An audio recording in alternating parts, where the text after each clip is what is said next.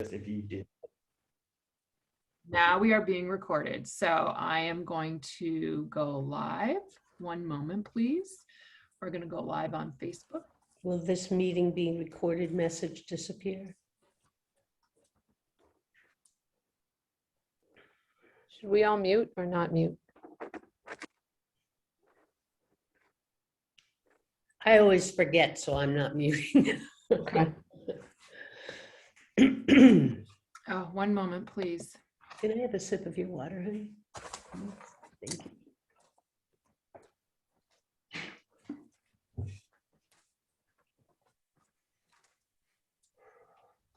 Oh, one moment, please. I thought I had it all set up. Bear with me.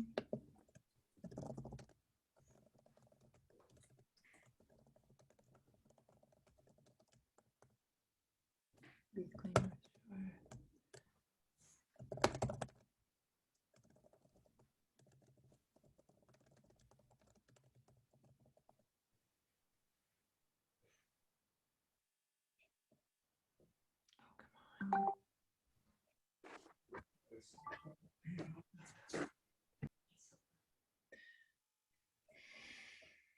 One moment.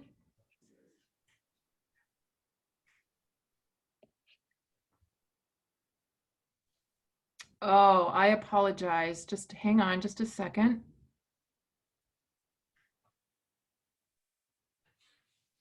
All right, here we go.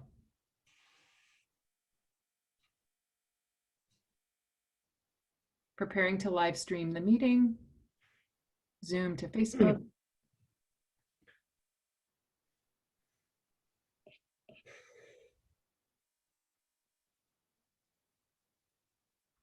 And we are live. Welcome, everybody.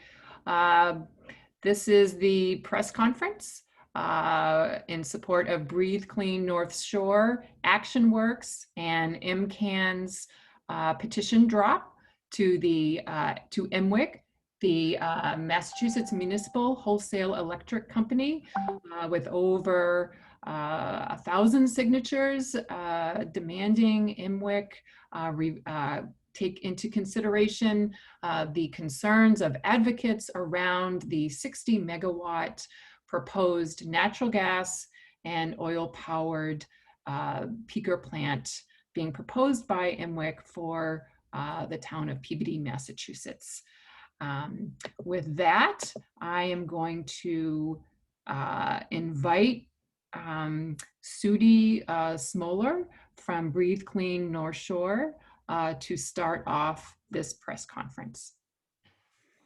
Thank you, Sarah, and thank you all for joining us this morning.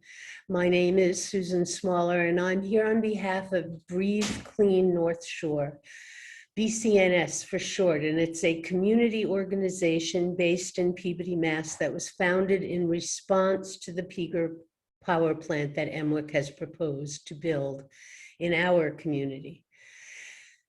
An early morning for us. At 9 a.m., we were at MWEC's headquarters in Ludlow to deliver more than 1,000 petitions. The petition raises concerns about the proposed peaker plant and requests that MWEC replace its proposal with clean technology that will support our community's health and accelerate our clean energy transition. The petition reflects that many people and organizations stand in solidarity with our efforts. We hope to present the petition directly to Mr. DiCurzio, and when we learned he was not available, we were asked to leave our petitions with the security guard. We asked a second time that MWEC meet with us and accept the petition in person. We received no response to our second request, but did learn late last night that through the media, we learned that MWEC wants to host a public forum in Peabody on June 22nd. That's only 2 weeks away and we don't have details. Nevertheless, we persist. We are the communities along the Waters River, Peabody and Danvers, and we are the people most immediately and directly harmed by MWEC's proposal for a dirty peaker plant. Our aim is to boost community engagement, which has been dampened by a lack of transparency, and to increase education and lobbying efforts to find a solution that our community and Danvers and others can support. We want an alternative to gas and oil. We want a utility of the future, not the past. Thank you. Good morning. My name is Mireille Bajani, and I'm a community organizer at Community Action Works, a regional nonprofit that works side by side with frontline communities to help confront pollution. We first got involved in this effort when it became clear that those who would be most impacted by this proposed plant, residents in Peabody and Danvers, were not being given a voice in the proceedings. They didn't even know it was happening until a few months ago, because nobody at MWEC or the Peabody Municipal Light Plant bothered to engage in substantial community outreach. The right to participate in decisions that affect a community's well-being is a core tenet of environmental justice. All the entities involved in this project are state and public entities that are ultimately accountable to residents. But instead of opening communication channels and addressing concerns, MWEC and PMLP have held closed meetings and refused invitations to meet. After saying they were pausing this project a month ago to engage the community, MWEC finally announced a public forum last night for June 22nd, as Sudi pointed out. That's less than 2 weeks' notice. We're still missing key details to ensure accessibility. That's a slap in the face to residents' call for meaningful public engagement on an issue that would seriously impact their quality of life. PMLP and our region's grid operator, ISO New England, are proposing this peaking power plant as a solution. However, it's a false solution to a false choice.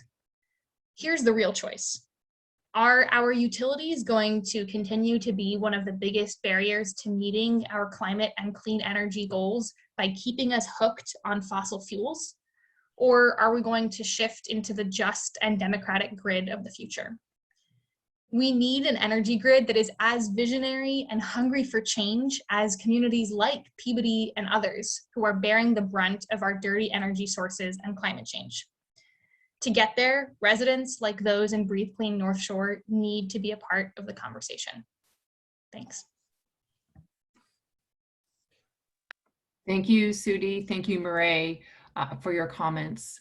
My name is Sarah Dooling, and I'm the Executive Director at the Massachusetts Climate Action Network, and we are a grassroots organization that is committed to clean energy and a just transition, working with advocates across the state, over 65 different chapters. The petition submitted today to MWEC demonstrates the strong support for a clean peaker plant. Almost 25% of the petition signatures are from people living in the muni districts that have currently signed on to MWEC's contract for the proposed natural gas and oil powered peaker plant in Peabody.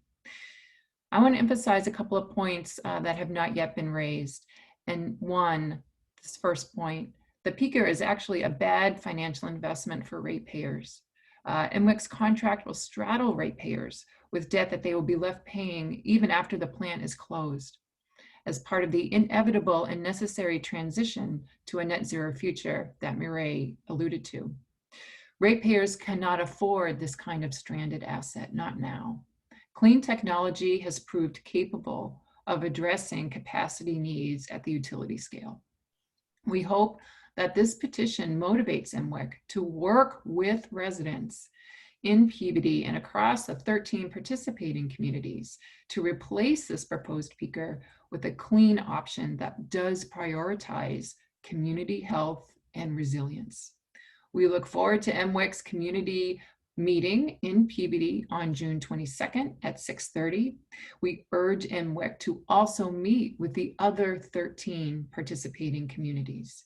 A process with integrity involves integrating ratepayer, customer feedback, and community concerns into developing alternative proposals for this project.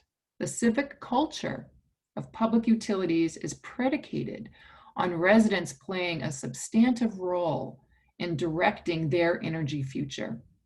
And this proposed dirty peaker plant for Peabody is no exception. Thank you. And with that, I will pass the microphone to Representative Sally Cairns. Good morning. Thank you, Sarah. Thank you, MCAN. Thank you for your work in helping to bring attention to this proposed plant. I have to say, those pretty harsh assessment from Murray, who has worked so hard. She's, an organizer, and that's her role, and we appreciate the work that's gone on. I do appreciate as well that our light commissioners have a job to do, and that is to provide electricity. So we have to be, and I think we are intentional about having a genuine dialogue and working relationship with PMLP. I have to say, I don't think MWEC has actually really served PMLP all that well throughout this process. They might disagree respectfully, I'm sure. What we do know about this plant at this point comes from the work that MCAN and Murray and Logan and Sudi and Ron Smaller and Teddy, Jerry Halberstadt. These folks have made it their mission over this last several months to understand what this proposed plant will mean for Peabody, for the ratepayers, for the people who live around it. And that includes several streets in Danvers, in the neighborhood adjacent. You could almost throw a rock. You'd have to have a really good arm, but you could almost throw a rock from the Danversport neighborhood off of Water Street that would be impacted to the 90-foot smokestack that would be part of this plant. What we know is a result of environmental scientists, physicians, and others who testified before the Department of Public Utilities on this proposed plant. And I'm thankful for the opportunity to learn about it. I wish it had been from MWEC. Now, MWEC has agreed to have a meeting. That's good news. We welcome it. We welcome the chance for people from both Danvers and Peabody to go and share their concerns. We hope that it's a two-way conversation. And we hope that the best interests of all the ratepayers and of our climate. I would be remiss if I didn't say, the legislature in March enacted a sweeping climate change bill, the roadmap to a clean energy future for Massachusetts. The governor signed it. There was some back and forth, but ultimately he signed it. I don't question the governor's commitment to a clean energy future. I hope that his administration is also sharing in that commitment. I think it's also very good news that beginning in June, later this month on the 25th, I believe, the DPU will then have to consider more than just financing. Now, I had said when I testified that you really can't separate the financing from the thing that you're financing. So, but now that will be a more formal process. And I think that's also very positive.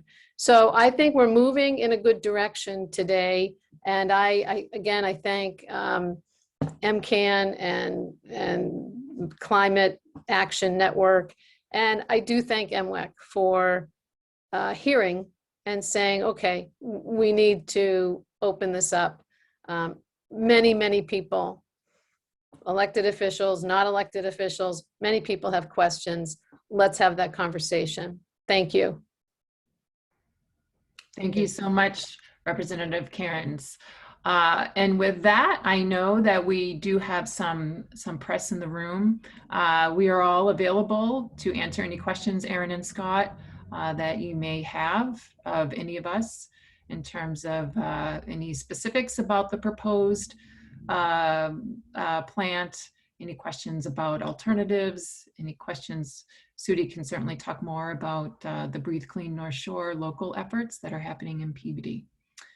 So with that, Erin or Scott, if you have any questions, you can come off video if you desire, and engage.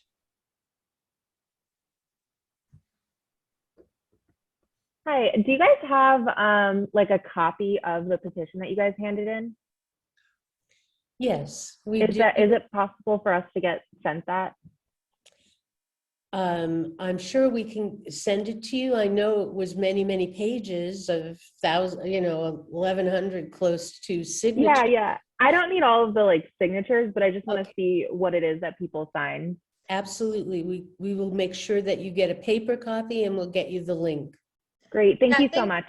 Logan will be sending out a press release after this, and I'm sure he can link the petition to that if it isn't already.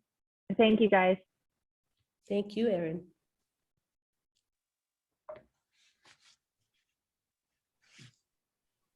Any other questions? Scott, do you have any questions for us? Sure, I'll chime in with one question.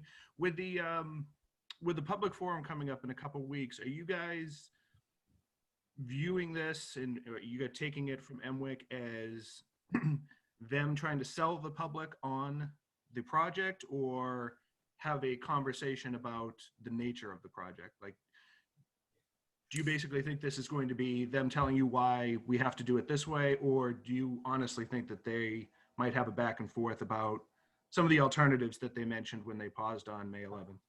That's certainly what I'm looking for. Is I would like to know what alternatives they have considered since they took a pause and said that's what they wanted to do. I also get conflicting reports about the alternatives that are being considered. And we strictly just want a dialogue and to try to have everyone take a deep breath and reassess where we are 6 years after this project has been proposed. And there are several things that the people in Peabody, Breathe Clean North Shore are contemplating doing, but as you know, this is pretty fluid. We only found out last night that we have got a meeting planned for June 22nd. That doesn't give us a lot of time to prepare and to have a real dialogue so we can ask valuable questions and seek answers. Certainly that's what I'm hoping for will come out of that meeting.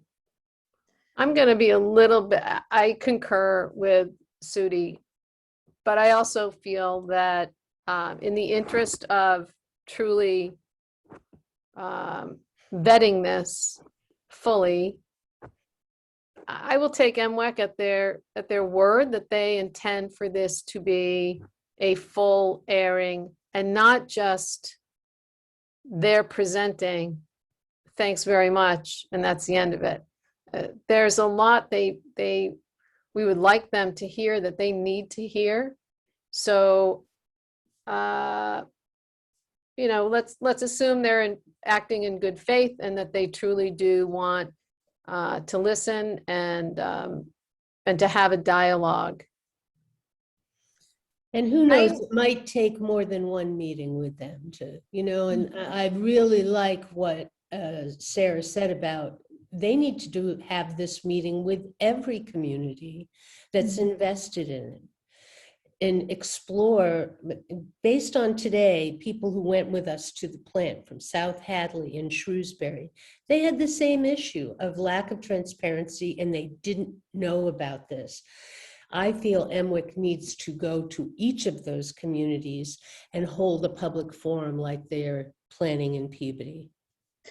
I think to add a little bit to the meeting in Peabody, I similarly hope that it is an open dialogue. I'm really unsure at this point, given MWEC has not communicated directly with Breathe Clean North Shore about this meeting yet. We found, Sudi has been communicating with them about the petition delivery this morning, and they responded once, but did not offer information directly to the community group about this meeting yet. So we have no details about what the format will be, what if there will be interpretation available for folks for whom English isn't their first language, what other kind of support there will be for residents of Peabody to really be part of this process. all I really know about it, and all we all know about it so far, is from the story that you published, Scott, about saying that there will be a public information session on the 22nd. And a public information session to me sounds a lot more like MWEC laying out their idea of this and maybe taking some questions. So I think there's a lot more that needs to be figured out in terms of what the 22nd is going to look like. And I would like to mention that this public forum, they have switched from public information meeting to public forum, which was hopeful to me. But I'm assuming South Linfield residents are going to be able to participate, and Danvers residents are going to be able to participate in this meeting. It's not just a meeting with Peabody people. Well, public is public, Okay. right? Again, that would be not in anyone's interest for them to exclude communities from a so-called public meeting. So I think confident it will be fully public. I think a key part of a public meeting, though, is doing the outreach to let people know that it's happening. So I'm curious to see what MWEC will do in coming days to make sure that residents know that this is happening and that they have an opportunity to come and be a part of the conversation. I agree with Mireille in terms of this part of MCAN's commitment to our public utilities is really around supporting transparency and leadership in clean energy. And so I really hope that MWEC becomes more transparent and conducts more community outreach with Peabody and the 13 other communities that have signed on to the contract with MWEC. This is really important, especially now as there is so much momentum, as you know, Scott, in terms of moving the entire Commonwealth to a net zero future, to reducing our carbon emissions, and to really thinking about and prioritizing community health and well-being into decisions around big investment projects like this one. I guess from your perspective, I might as well follow up. It sounds like anything that involves natural gas and oil powered is kind of a non-starter for at least 3 of you on there. I don't know about 4 of you. They, in their recent fact sheet that they put out, they still contend that wind, solar, hydro is not reliable enough at this point in time to meet whatever capacity. Like, is there a bridge there, or are you guys just not going to see eye to eye on this situation? Thank you, Scott, for that question. It's a really good question. It's one that has come up a lot in our work.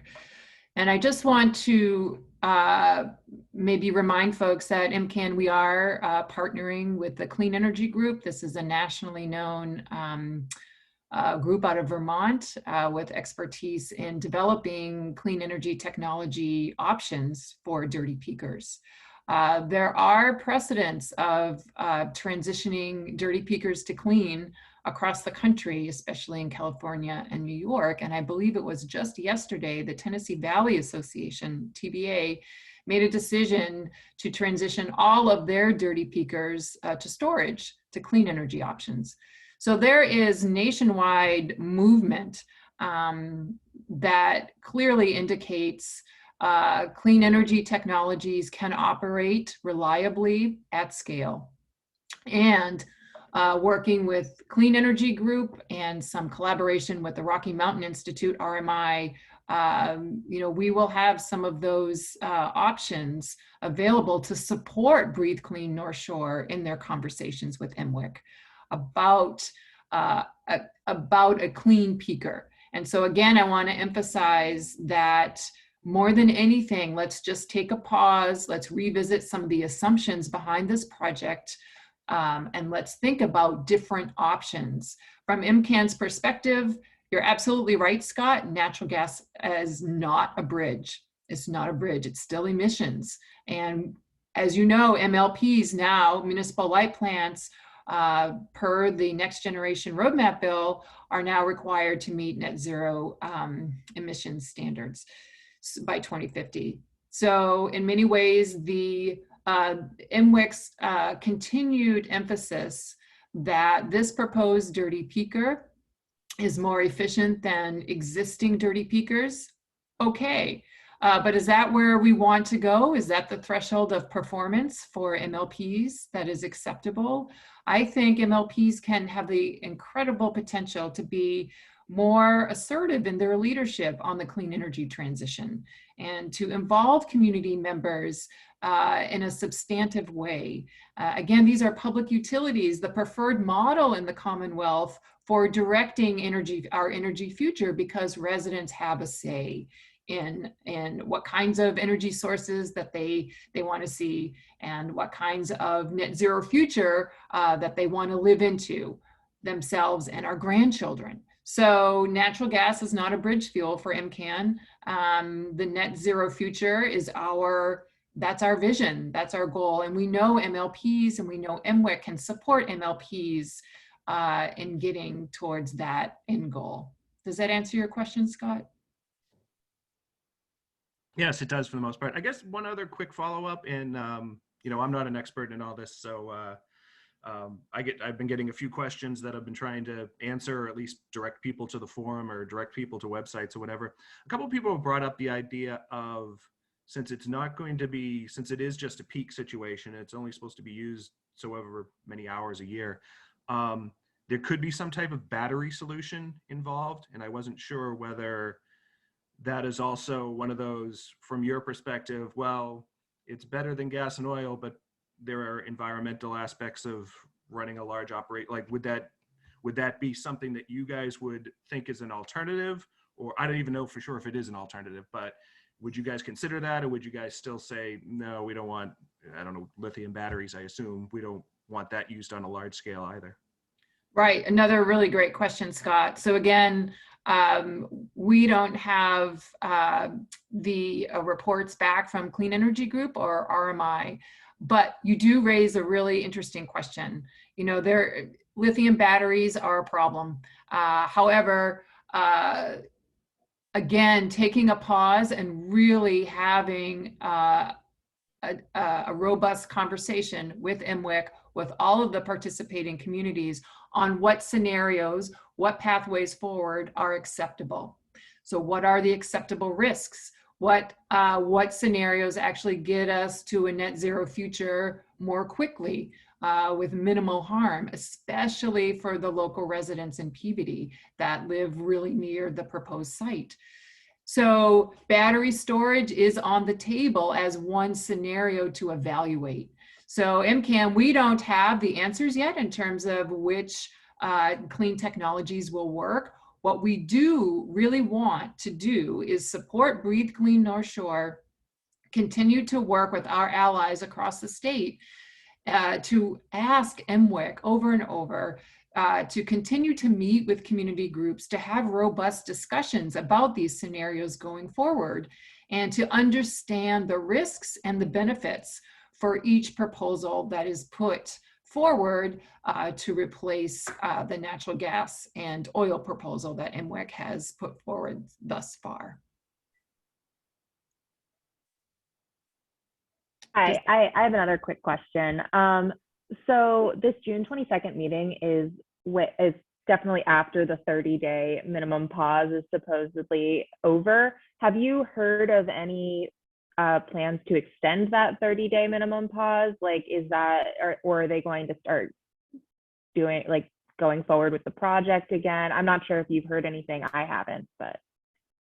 Good question, Erin. We haven't heard anything yet, and we are definitely checking on a regular basis to see if there's any update to the DPU docket, any news with MWEC letting DPU know what their timeline is going forward. As far as we understand, MWEC needs to let DPU know by June 15th what their timeline will be going forward, so we should know in the next few days what their plan is. But so far, we don't know when they plan to restart the process.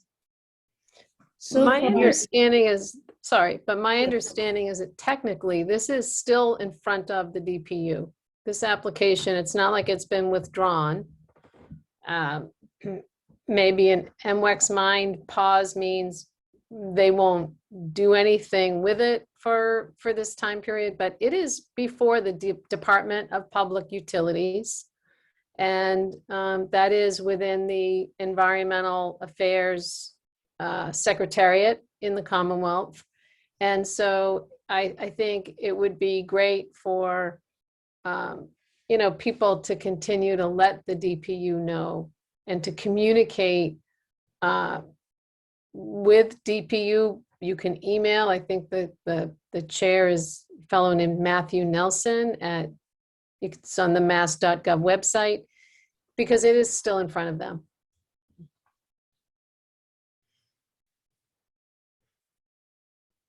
Would your approach during the community meeting on June 22nd be dependent on whatever they say regarding their plans for this like minimum pause, even though it is in front of the DPU as of right now? But do you understand the question that I'm asking? Yes. We have not had any communication directly with MWEC other than communication that we have put forward, except that the instructions is we should deliver our petitions to the security guard. So I can't make any decisions about anything till I get more information. And that's all we're asking for here, is a chance to have a real dialogue and really discuss what's happening. So I don't know if that answered your question or not, but that's where we're at. It's kind of in their hands to tell us what their plans are, they and the PMLP, for this plant and alternatives to this plant. And we will continue to try to connect with them and meet with them to talk about this. That's all we're asking for.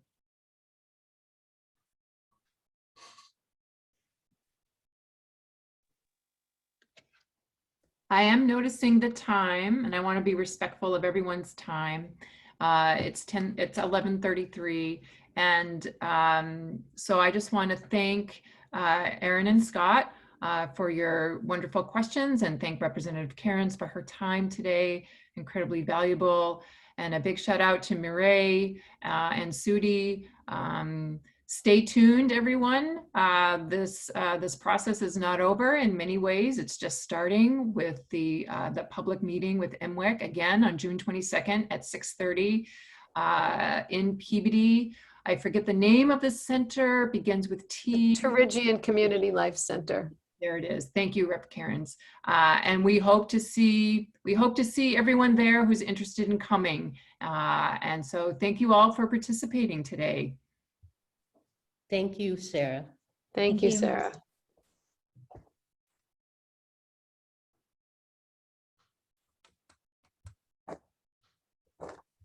Okay, I have stopped. Stop the recording.